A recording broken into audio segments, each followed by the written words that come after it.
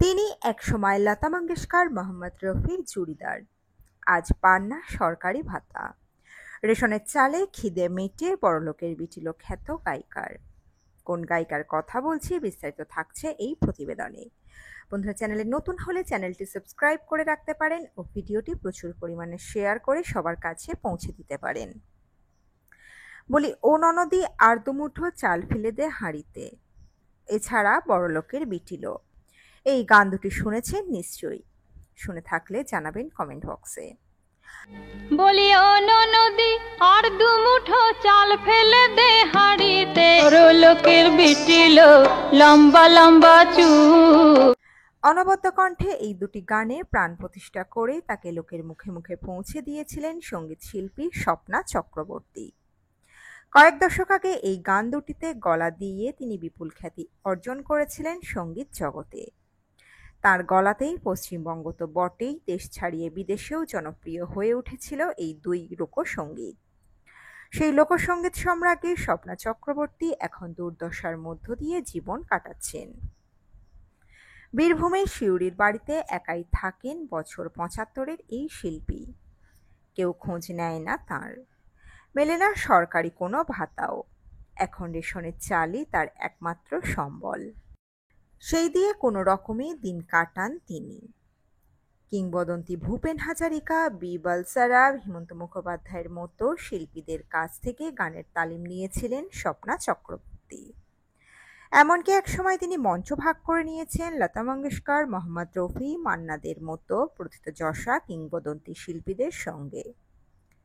৭০-৮০ দশকে শিল্পী স্বপ্না চক্রবর্তীর জনপ্রিয়তা নিয়ে রীতিমতো হিংসা করেন আজও বহু শিল্পী। আর আজ এহেন শিল্পী আক্ষেপে সুরে বলছেন, অভাব নেই, রেশনের চাল পাচ্ছি, চলে যাচ্ছে। ১৯৫০ সালের ১ সেপ্টেম্বর বীরভূম জেলার দেলপুর গ্রামে জন্ম স্বপ্না চক্রবর্তীর। বাবা নিত্যগোপাল চৌধুরী, মা সরলাবালা দেবী। মাত্র ৭ বছর বয়স থেকেই তার সঙ্গীত শিক্ষার সূচনা। তবে বড় হয়ে ওঠা সিউড়ি শহরেই। ৫ বছর বিশ্বভারতীর সঙ্গীত ভবনে রবীন্দ্রসঙ্গীত শিখেছেন তিনি। পাশাপাশি আধুনিক ভক্তিমূলক গান, লোকগীতি নিয়েও চর্চা করে গিয়েছেন। সঙ্গীত চর্চার সঙ্গে সঙ্গে নানান সাংস্কৃতিক অনুষ্ঠানে যোগ দেওয়ার নেশা ছিল তাঁর। মাত্র ১১ বছর বয়সে আকাশবাণীতেও সঙ্গীতের অনুষ্ঠানে যোগ দেন।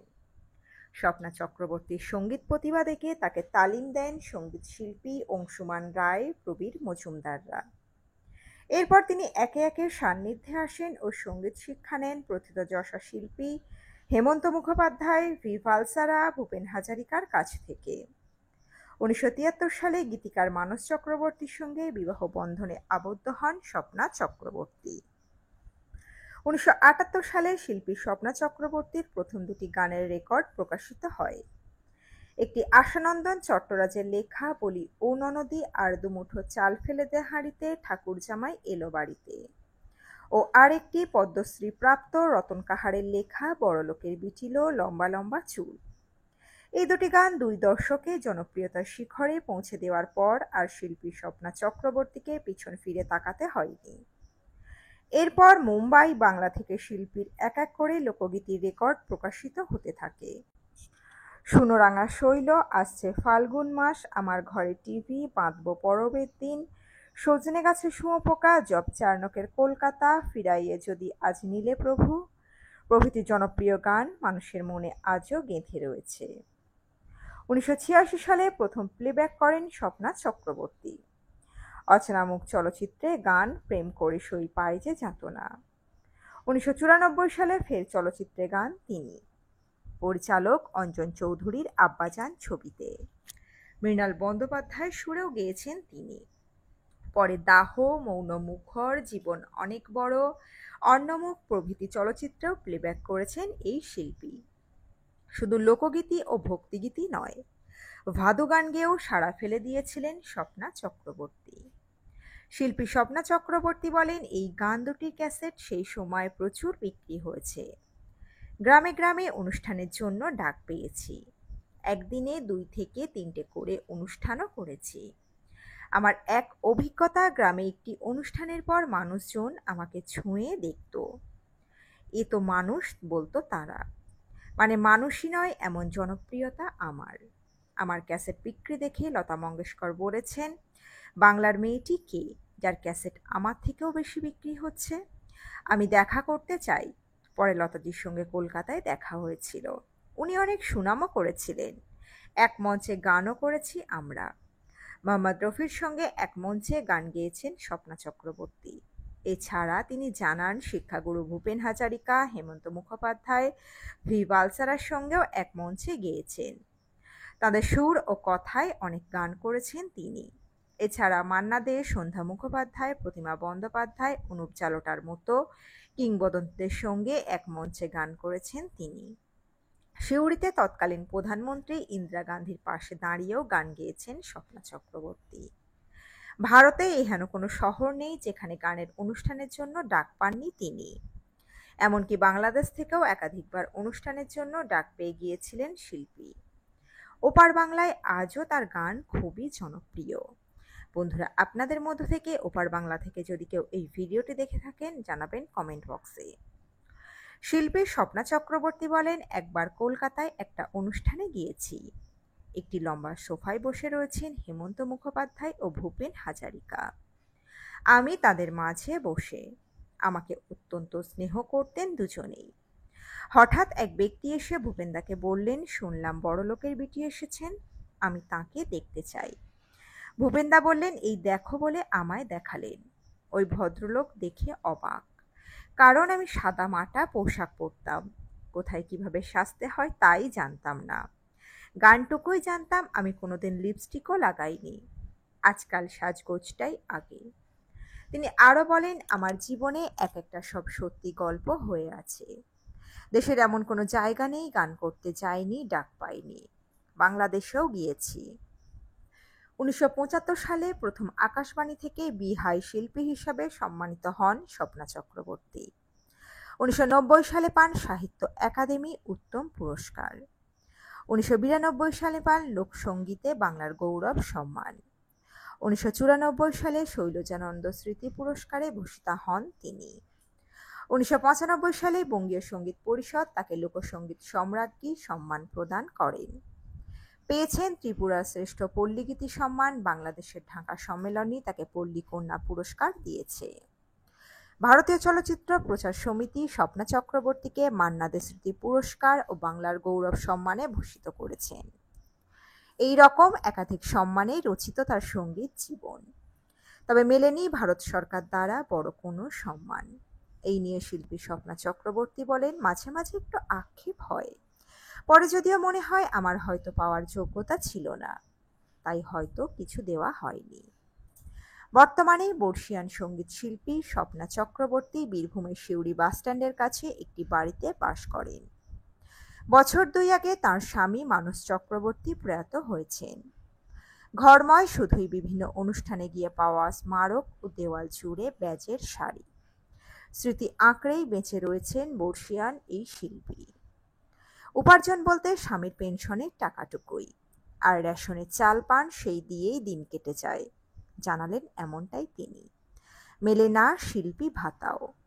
বীরভূমের জেলাশাসকের কাছে আবেদন করেছিলেন যদি কোনো সরকারি সহযোগিতা মেলে, কিন্তু সাড়া মেলেনি সরকারের তরফ থেকে। স্বপ্না চক্রবর্তী বলেন, জেলাশাসকের কাছে বলেছিলাম যদি কোনো সরকারি সহযোগিতা পাওয়া যায়, কিন্তু পাইনি। স্বামীর পেনশনের টাকা আর রেশনের চাল পাই, তাই দিয়ে চলে যায়। ওষুধের একটু খরচ আছে, এই যা। আক্ষেপের সঙ্গে শিল্পী আরও জানান, নতুন প্রজন্মের অনেকেই তার গাওয়া গান গাইছেন, কিন্তু উচ্চারণ ও কথায় ভুল থাকছে। এটাতে গানের মানেই বদলে যাচ্ছে।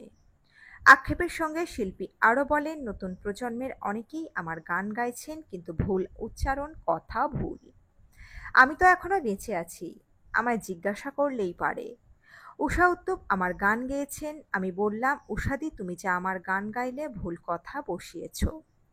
আমি তো এখনো বেঁচে আছি, জিজ্ঞাসা করতেই পারতে। উষাদি বলল, আরে স্বপ্না, ভুল হয়ে গিয়েছে, কি আর বলবো, এখন তো আর আগের মতো নেই। আগে গানে একটা আবেগ ছিল, গল্প ছিল। তবে শিল্পী স্বপ্না চক্রবর্তীর কথায় লোকগীতি কোনোদিন হারিয়ে যাবে না। লোকগীতি হলো সঙ্গীতের মা। সব গানের জন্ম এখান থেকেই। মা কখনো হারিয়ে যায় না। অর্থাৎ একদা প্রখ্যাত সব শিল্পীদের সান্নিধ্যে থাকা স্বপ্না চক্রবর্তী কার্যত একাকিত্বেই দিন কাটাচ্ছেন। বাস্তব জীবনের গল্পগুলি, তার সম্বল ও গানের স্মৃতিগুলি এখন তার বেঁচে থাকার রসদ। বাংলার লোকসঙ্গীতের সঙ্গে জড়িয়ে রয়েছে মাটির গন্ধ, প্রাণের টান। সেজন্যই জীবন যত আধুনিকই হোক, পুরানো লোকগীতির আবেদন কখনো ফুরানোর নয়। হয়তো সেই কারণেই আজও তুমুল জনপ্রিয় হয় বড়লোকের বিটিলো। তা সে মোড়কটা যতই নতুন হোক, আর বাংলা গান শোনার সামান্য অভ্যেসও যাদের আছে, তাদের কাছে বড়লোকের বিটি মানেই স্বপ্না চক্রবর্তী। রতন কাহারের রচনা ও সুর করা লোকসঙ্গীত বড়লোকের বিটিলো, লম্বা লম্বা চুল, এমন মাথায় বেঁধে দিব লাল গেন্দা ফুল। সাধারণ মানুষের কাছে উপস্থাপন করে জনপ্রিয়তা ও খ্যাতির শিখরে উঠেছিলেন স্বপ্না চক্রবর্তী।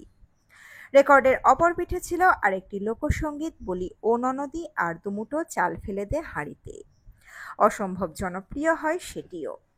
আজ গানের জগৎ থেকে অনেক দূরে তার নিভৃত চাপন। কিন্তু তাতে কি, আজও যখন কোনো মেলায় বা পুজোর প্যান্ডেলে হঠাৎ বেজে ওঠে বড়লোকের বিটিলো, তখনই ফিরে আসেন স্বপ্না দেবী। স্বাভাবিকভাবেই প্রশ্ন জাগে, যে সময় গেঁদা ফুলের রিমেক হচ্ছে আর তার বাণিজ্যিক প্রচার আর প্রসারও হচ্ছে, তখন কোথায় আছেন আসল বড়লোকের বিটি স্বপ্না চক্রবর্তী? তার সঙ্গে কথা বলেছে সংবাদ মাধ্যম। তার কাছে জানতে চাওয়া হয়, বাংলার লোকসঙ্গীতকে সাধারণ মানুষের মধ্যে জনপ্রিয় করে তোলার পিছনে আপনার অবদান তো অনস্বীকার্য। লোকগানের প্রতি এই ভালোবাসা আপনার নিজের মধ্যে কিভাবে তৈরি হলো?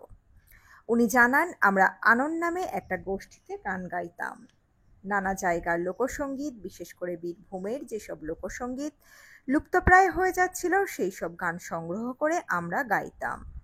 মূলত এখান থেকেই লোকসঙ্গীতের প্রতি আমার ভালোবাসার সূত্রপাত। তারপর রেডিওতেও লোকসঙ্গীত গাওয়ার সুযোগ পাই। জেলা বেতার অনুষ্ঠানে গাইতাম। জেলা বেতার থেকেই আমার গান একটি কেন্দ্রীয় প্রতিযোগিতায় পাঠানো হয়।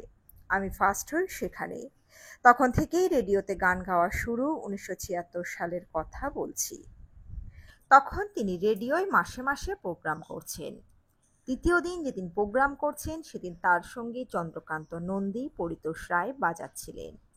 তার গান শুনে তাদের ভালো লাগে, তাকে বলেন, তুমি রেকর্ড করবে? তাহলে আমরা তোমার সঙ্গে বাজাবো। তিনি বললেন, করব, কিন্তু আমি শুনেছি রেকর্ড করতে অনেক খরচ হয়, আমার অত টাকা নেই। ওরা বললেন, না, পয়সা কড়ি লাগবে না, সেসব আমরাই ব্যবস্থা করে দেব, তুমি শুধু গাইবে। কোম্পানি সব ওরাই ঠিক করে দিলেন। তার তখন বয়স খুবই কম, কিছুই জানেন না। বীরভূমের মেয়ে এমন একটা সুযোগ পাচ্ছে, স্বপ্নের মতো লাগছিল। রাজি হয়েও গেলেন। ওরাই রেকর্ড করিয়েছিলেন। একদিন শুনলেন ঈগল কমার্শিয়াল অশোকা কোম্পানি থেকে রেকর্ডটা নাকি বেরিয়েছে, কিন্তু তিনি শোনেননি। সবাই বলছে গান বাজছে। কোম্পানিতে গেলাম খোঁজ নিতে, তো কোম্পানি বলল, আপনাকে চিনি না, আর আমাদের কাছে রেকর্ড নেই, সব বিক্রি হয়ে গিয়েছে।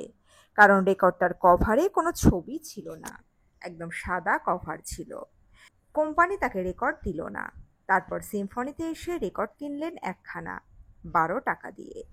সে রেকর্ড আজও তার কাছে রাখা আছে। তার কথায় তার জীবনে ভালো স্মৃতিই বেশি। মানুষ তো ভালোটা নিয়েই বাঁচে।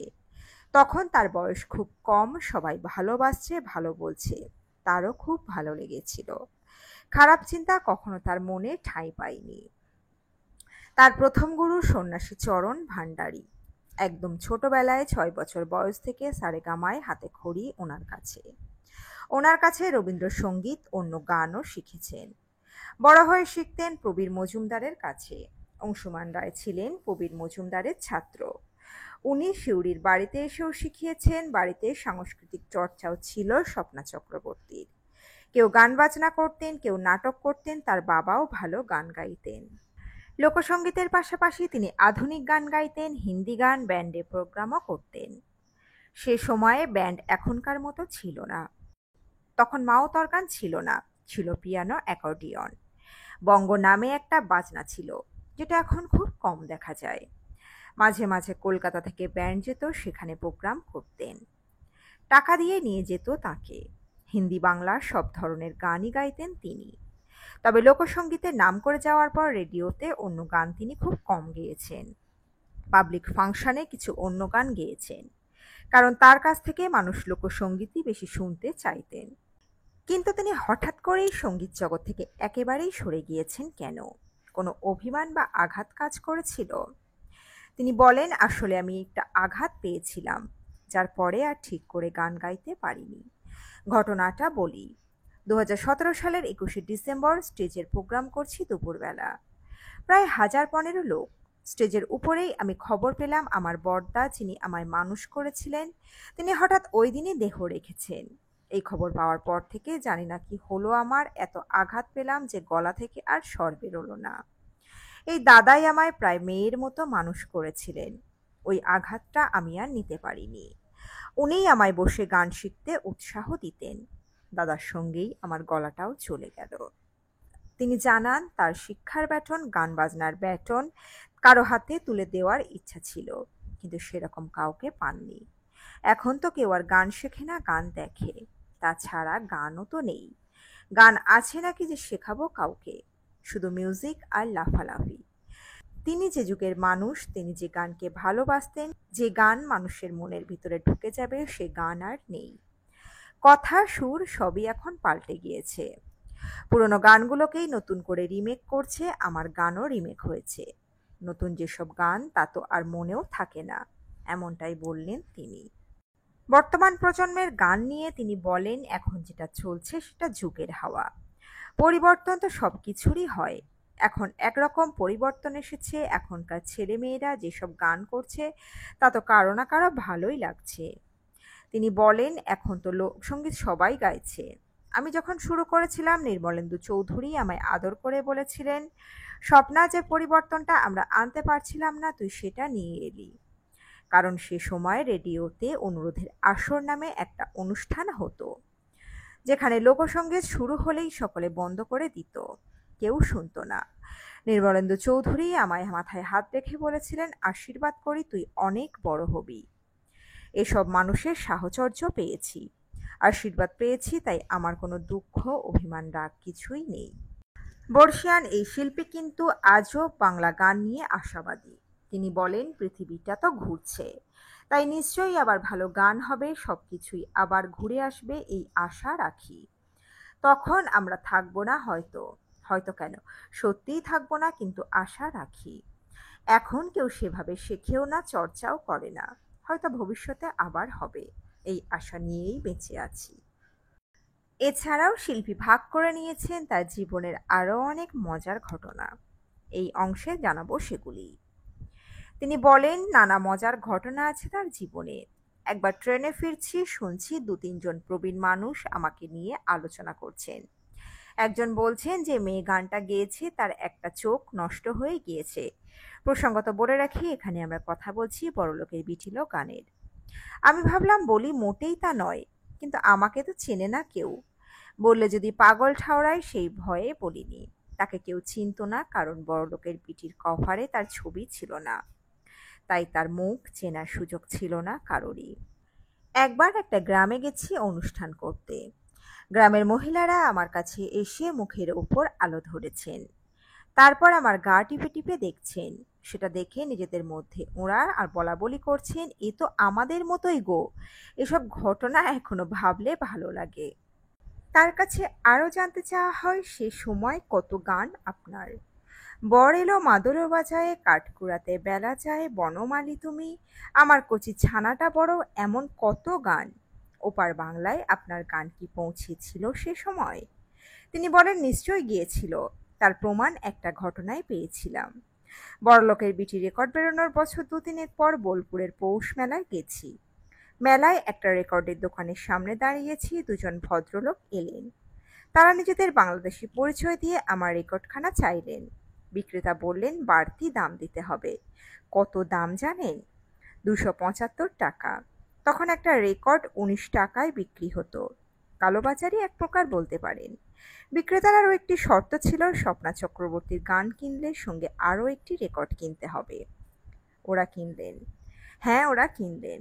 ওপার বাংলার ওই 2 জন ভদ্রলোক 275 টাকাতেই আমার রেকর্ড কিনলেন, এবং সঙ্গে অন্য রেকর্ডটিও। আরো অবাক লাগার মতো ঘটনা, সেই রেকর্ডই আমাকে কিনতে হয়েছিল, কোম্পানি কিন্তু দেয়নি। রেকর্ড চাইতে ঈগলের কলকাতা অফিস গিয়েছিলাম, ওরা আমাকে চিনতেই পারেনি। ওই যে বললাম কভারে ছবি ছিল না। শেষমেশ বাজার থেকে একটা রেকর্ড কিনে বাড়ি ফিরে শুনেছি। আজকের দিনে এটা কিন্তু ভাবা যাবে না। তিনি আরো বলেন, আজ সবাই রিয়েলিটি শোতে এসে শিল্পী হয়ে যাচ্ছে, তাদের ঠিকঠাক চর্চাই নেই, সাধনা তো দূরের কথা। এই তো সেদিন দেখলাম একটি মেয়ে আমার একটা গান গাইল। বিচারক তাকে জিজ্ঞাসা করলেন এটা কার গান। মেয়েটা স্পষ্ট বলল সে জানে না। এরা কার গান গাইছে সেটাও খোঁজ রাখার প্রয়োজন মনে করে না। এসব দেখলে খারাপ লাগে। তাও ওই মেয়েটার বাড়ি বোলপুর, নাম বলতে চাইছি না। তিনি বলেন, আমাদের সময় চর্চা না করলে বড় হওয়া যেত না, তাই রীতিমতো সাধনার দরকার ছিল। বড়দের কাছ থেকে শেখার আগ্রহ ছিল। 5 বছর শান্তিনিকেতনে সঙ্গীত শিক্ষার সময় কত ভালো শিক্ষককে পেয়েছি। পরে হেমন্ত মুখোপাধ্যায়, ভি বালসারা, নির্মলেন্দু চৌধুরীর কাছ থেকে শিখেছি। আমরা যেমন সম্মান করতাম, অগ্রজরা তেমনই প্রাণ ঢেলে শেখাতেন। সেসব বলতে শুরু করলে আর শেষ হবে না। নির্মলেন্দু চৌধুরী একবার বলেছিলেন, স্বপ্না, তুই লোকসঙ্গীতকে আবার জনপ্রিয় করে তুলেছিস। শহরের মানুষেরা লোকগান শুনলে রেডিও বন্ধ করে দিত, তুই ছোট লোকদের গান শুনতে বাধ্য করিয়েছিস। এর থেকে বড় পুরস্কার আর কি হতে পারে? মানবেন্দ্র মুখোপাধ্যায় মনসা মঙ্গলের রেকর্ডিংয়ের সময় যে কথাটা বলেছিলেন এখনো মনে আছে। 80-র দশকের শেষ ভাগ। মানবদা বললেন, তোমার বড়লোকের বিটি 10 বছর পরও মানুষ শুনছে। আরো কয়েক বছর টিকে থাকলে বলা যাবে এই গান কালোজয়ী হয়েছে। আজ মানবেন্দ্র মুখোপাধ্যায় নেই, কিন্তু তার কথা সত্যি হয়ে গিয়েছে। হ্যাঁ, এত বছর পরও সেই রেকর্ডের গান দুটোর চাহিদা কিন্তু রয়েছে। তিনি এই প্রজন্মের সঙ্গীত চর্চা নিয়েও কথা বলেছেন। তিনি বলেছেন, কয়েকজন শিল্পীকে বাদ দিলে বাকি ছবিটা কিন্তু তেমন আশাপ্রদ নয়। এই যে এত শিল্পী উঠছে, কতদিন টিকবে এরা? নিজস্ব গান নেই, অন্যের গান গাইছে। এমনকি এদের কোনো নিজস্বতাও নেই। ওই যে বললাম, সাধনার অভাব আর চটজলদি খ্যাতি পাওয়ার চেষ্টায় মানের অবনতি হচ্ছে। এর মধ্যেও অবশ্য ব্যতিক্রম আছে। তিনি বললেন, কালিকা প্রসাদ ভট্টাচার্যের দোহার কত ভালো কাজ করছিল, কিন্তু কালিকা প্রসাদ আমাদের ছেড়ে চলে গেল। তিনি জানালেন নিজেকে গুটিয়ে রাখার কারণ। এখনকার এই ব্যাপারগুলোর সঙ্গে মানিয়ে নিতে পারি না, তাই নিজেকে সরিয়ে নিয়েছি। এখন আর কোনো অনুষ্ঠানে গান করি না, বরং বীরভূমে গান মেলার মতো পার্বণ আয়োজনে একটু সক্রিয় থাকার চেষ্টা করি। প্রচারের আলো পেলে আপনার কেমন লাগতো? তিনি বলেন, খারাপ লাগতো না, কিন্তু গানের সঙ্গে আপোষ না করে সেটা করতে হতো। আর তাছাড়া আর্থিকভাবে লাভবান হতাম, তখন শিল্পীদের সাম্মানিক সামান্যই ছিল। জেলা বেতারে বড়লোকের বিটি আর বলি ও ননদি গিয়ে প্রথম 15 টাকার চেক পেয়েছিলাম। আজকের দিনে ভাবা যায়? তিনি জানান, এর জন্য কোনো আক্ষেপ নেই, তাই তো পরের জন্মেও আমি শিল্পীই হতে চাই। সাধনা করে সত্যিকারের শিল্পী। মানুষের ভালোবাসা প্রচুর পেয়েছি, ঈশ্বরের আশীর্বাদও, তা নিয়ে খেত নেই। বন্ধুরা, শিল্পী স্বপ্না চক্রবর্তীর জীবনের অজানা গল্প ও তার সাক্ষাৎকারের বিভিন্ন অংশ আপনাদের কেমন লাগলো লিখে জানান আমাদের কমেন্ট বক্সে। তো বন্ধুরা, এই প্রতিবেদনে ছিল এতটুকুই। দ্রুত ফিরে আসবো এরকমই কোনো শিল্পীকে নিয়ে।